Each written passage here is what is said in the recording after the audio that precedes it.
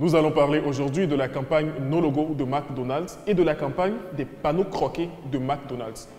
Je vais vous expliquer dans cette vidéo ce que traduit cette campagne No Logo de McDonald's.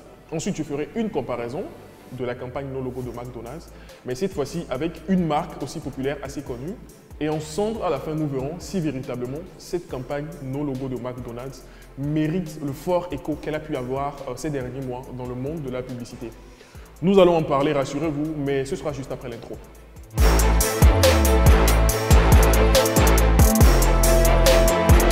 La campagne No Logo de McDonald's, concrètement, c'est quoi? Il s'agit d'une communication dans laquelle l'entreprise choisit d'effacer complètement un élément fort de son identité visuelle ou de son identité de marque, si vous voulez, qui est son logo. Et dans l'application de cette stratégie par McDonald's, l'on remarque tout de suite que sur les supports de communication, plutôt les affiches publicitaires qui ont été réalisées dans le cadre de cette campagne, le logo de l'entreprise ne figure nulle part. Alors, je ne sais pas trop pour vous, mais j'ai été pour ma part très impressionné par ces deux campagnes de publicité.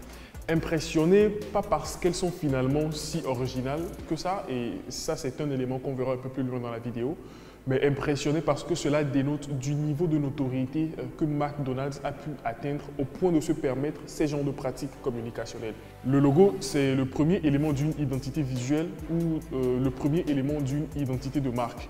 Et le logo, c'est cet élément-là qui renvoie directement à votre entreprise. On reconnaît à travers le logo votre entreprise et on peut reconnaître à travers votre logo les valeurs de votre entreprise. Donc le logo, c'est finalement l'âme de l'entreprise.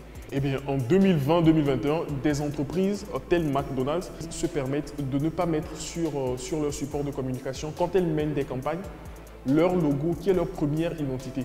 Donc cela dénote d'un certain niveau de notoriété et c'est ce niveau que McDonald's a atteint. C'est carrément un niveau au-dessus de la notoriété spontanée pour moi. Okay? Ça, c'est personnel.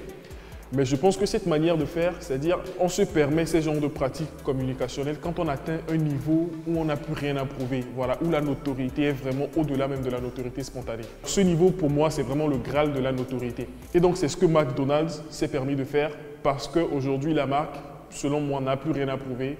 On reconnaît facilement McDo partout.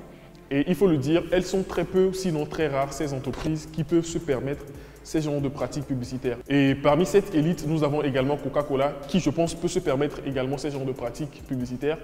Et effectivement, en 2015, Coca-Cola lançait sa campagne No Labels. Alors le contexte est un peu différent, même si dans le fond, les deux pratiques se ressemblent. Coca-Cola lançait No Labels en 2015 dans un contexte précis, c'est-à-dire de pouvoir lutter contre les préjugés. Donc l'idée pour Coca-Cola, c'était de dire ou c'était de passer un message comme quoi nous devons mettre fin aux préjugés. Nous devons mettre fin aux a priori sur les personnes, c'est-à-dire qu'il n'est pas bien de coller des étiquettes aux personnes.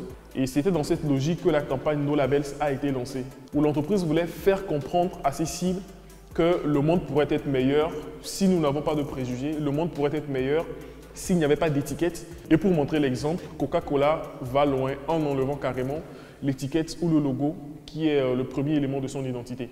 Donc c'était ça le but de la campagne No Label qui voilà, est quand même comparable à la campagne No Logo de McDonald's en 2020. Alors la grosse question qui se pose, c'est est-ce que cette campagne No Logo de McDonald's mérite véritablement le fort écho qu'elle a pu avoir ces derniers mois dans le monde de la publicité?